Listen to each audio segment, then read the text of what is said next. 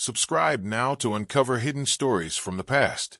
In this tale, I unravel the mystery of a forgotten twin from 1822, hidden in a family portrait that holds a chilling secret. By the end, I reveal a truth that changes everything about a family's legacy. I stumbled across the old family portrait in my grandmother's attic, tucked behind dusty trunks. It was 1822. The date scrawled in faded ink on the frame. The painting showed a wealthy family, mother, father, and 3 children, staring solemnly.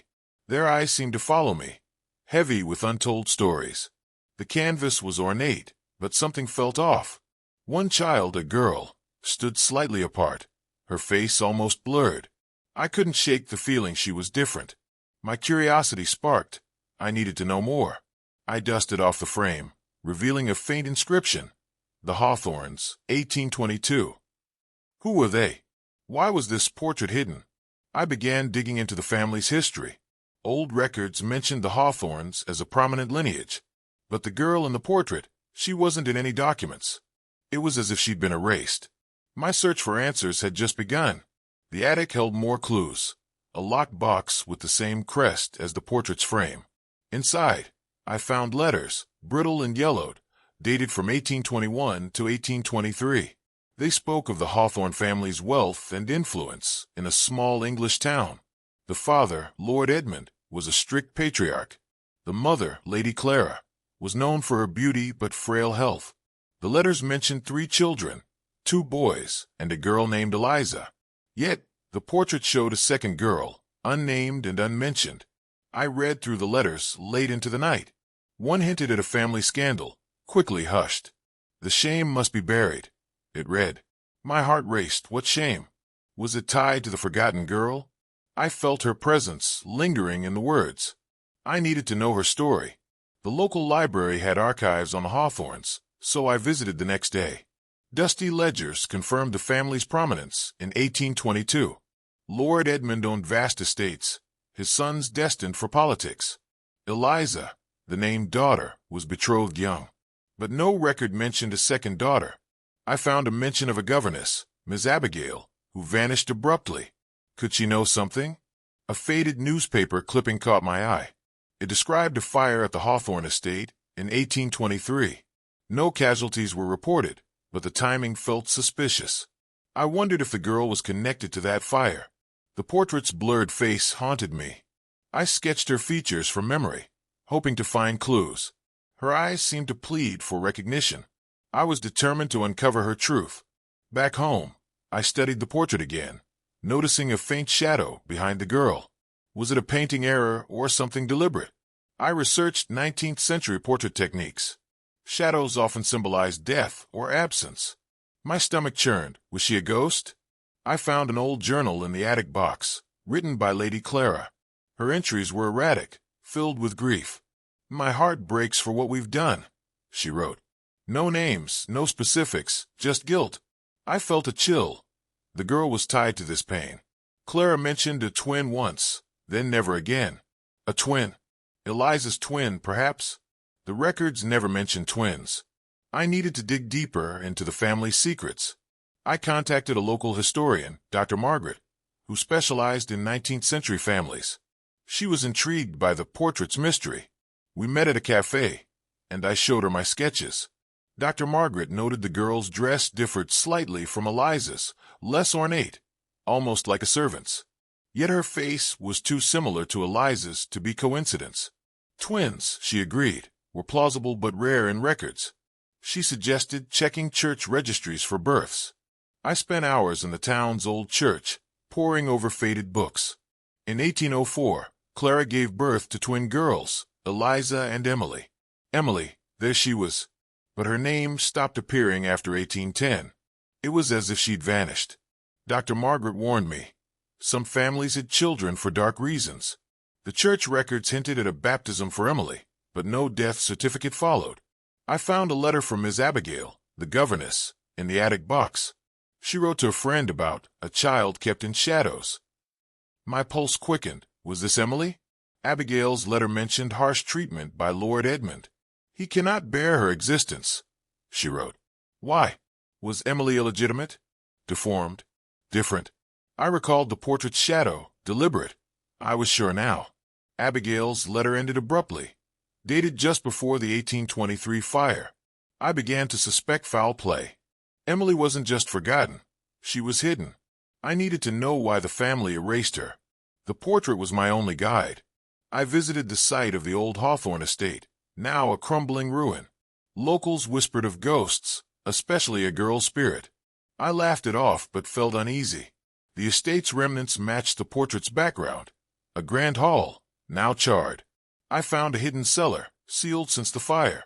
Inside, I discovered a locket with two girls' faces, twins. One was clearly Eliza, the other must be Emily. The locket was engraved with E&E, forever bound. My heart sank. They were close once, but something tore them apart. I imagined Emily locked away, her existence a family shame. The cellar felt heavy, as if she were watching. I left with the locket, determined to uncover her fate. Back at the library, I found a coroner's report from 1823, buried in obscure files. The fire wasn't an accident. Arson was suspected but never proven. No bodies were found, yet the Hawthorns moved away soon after.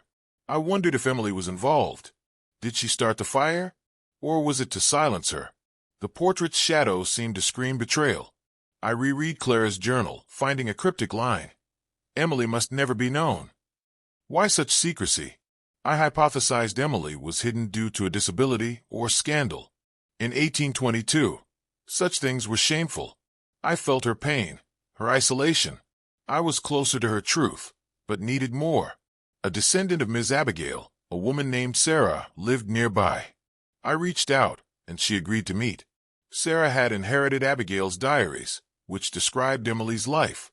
Emily was bright but frail, often locked in her room. Lord Edmund despised her weakness, calling her a blemish. Abigail tried to protect her, teaching her in secret.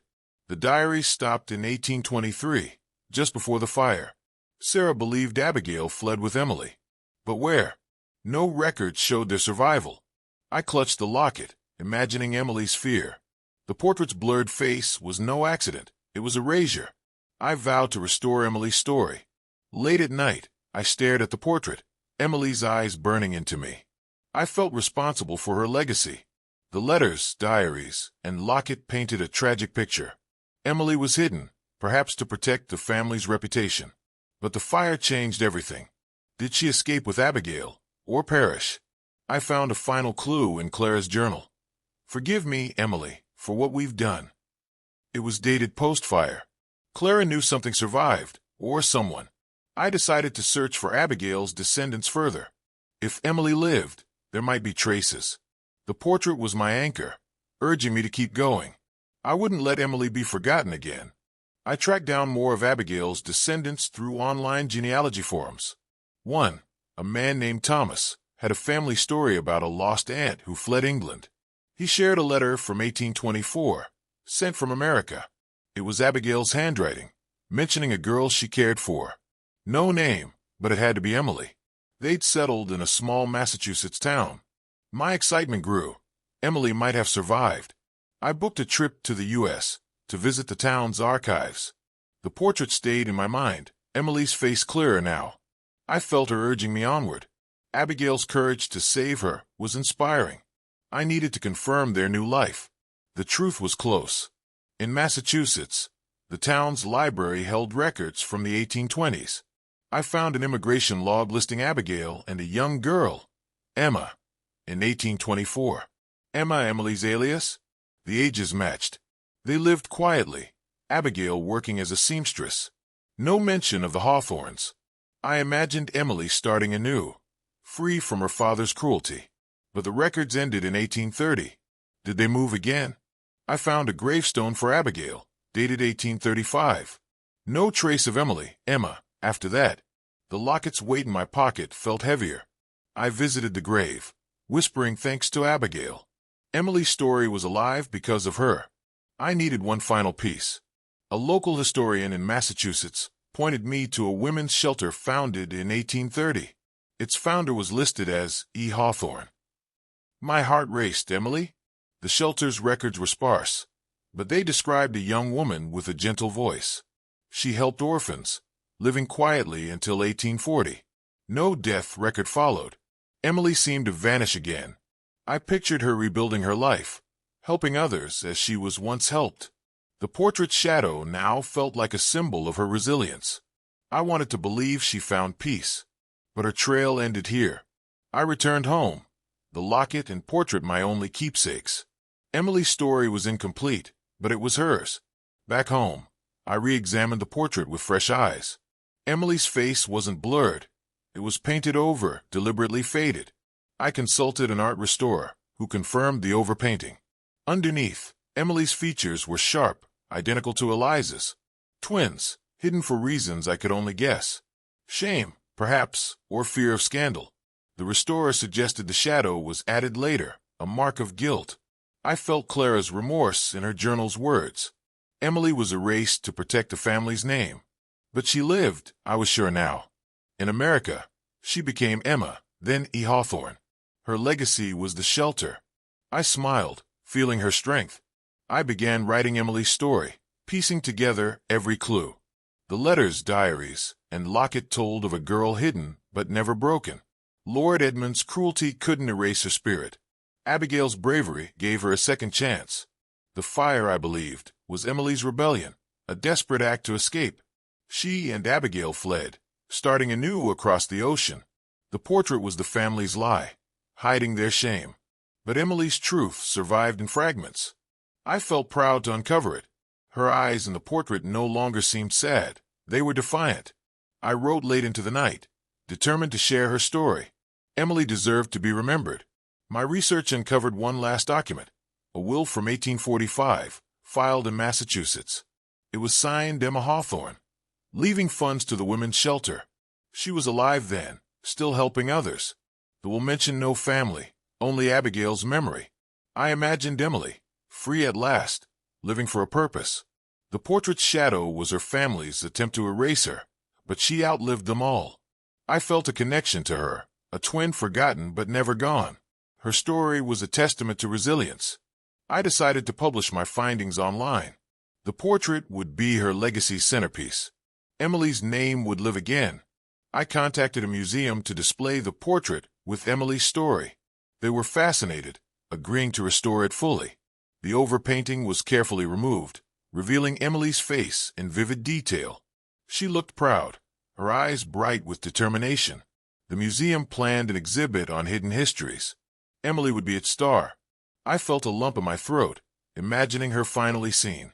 The locket and letters would be displayed too, telling her journey. Visitors would know her as Emily, not a shadow. I visited the restored portrait, feeling her presence. She wasn't forgotten anymore. Her story was now eternal. The exhibit opened, drawing crowds eager to learn about Emily. I gave a talk, sharing her journey from the attic to Massachusetts. People gasped at the portrait, now vibrant with both twins. Eliza and Emily, side by side, no longer divided. I felt Emily's gratitude, as if she were there. The museum curator noted how rare such stories were. Hidden children, erased for propriety. Emily's resilience inspired everyone. I left the exhibit feeling fulfilled. The portrait had led me to her truth. I vowed to keep searching for forgotten stories. Emily's legacy would inspire others to look closely. Back home, I reflected on my journey with the portrait. It started with a dusty frame and ended with a woman's life reclaimed. Emily's story taught me about family secrets and the power of truth. The Hawthornes tried to erase her, but she endured. Abigail's love, the locket, the shelter, all proof of her strength. I felt privileged to tell her story. The portrait hung in my study now, a reminder to keep digging. Emily's eyes seemed to smile now, no longer pleading. I wondered how many other stories were hidden in old paintings. My next adventure was already calling. I started a blog to share Emily's story and others like it. Readers reached out, sharing their own family mysteries. The portrait became a symbol of uncovering the past. I felt Emily's spirit in every post I wrote. Her story wasn't just hers, it was universal. Families hide truths, but they always surface. I kept the locket close, a talisman of my mission. The blog grew, connecting me with historians and storytellers. Emily's name spread, no longer forgotten. I smiled, knowing she'd approve. The portrait's shadow was gone, replaced by light. Subscribe to my channel to join me in uncovering more hidden histories. My blog led to new leads about Emily's later years. A reader sent me a photo of an old Massachusetts orphanage founded by E. Hawthorne. It was Emily's shelter, still standing. I planned another trip to visit it. The building was now a community center, but its history remained. Locals spoke of a kind woman who helped children in the 1830s. That was Emily, I knew it. I walked the halls, imagining her there. The portrait's journey had brought me here. I felt her presence in every corner. Her legacy wasn't just in records, it was in lives saved. I took photos to share on my blog. Emily's story was growing. The community center had a small archive, and I found a letter from 1848. It was signed Emma, thanking donors for supporting the orphanage. Her words were warm, full of hope. She mentioned a sister she'd lost long ago, Eliza. My heart ached. Emily never forgot her twin. I wondered if Eliza knew she'd survived. The portrait showed them together, but life tore them apart. I imagined Emily writing by candlelight, her locket nearby. The archive also had a sketch of her, older but still gentle. I added it to my blog, connecting it to the portrait.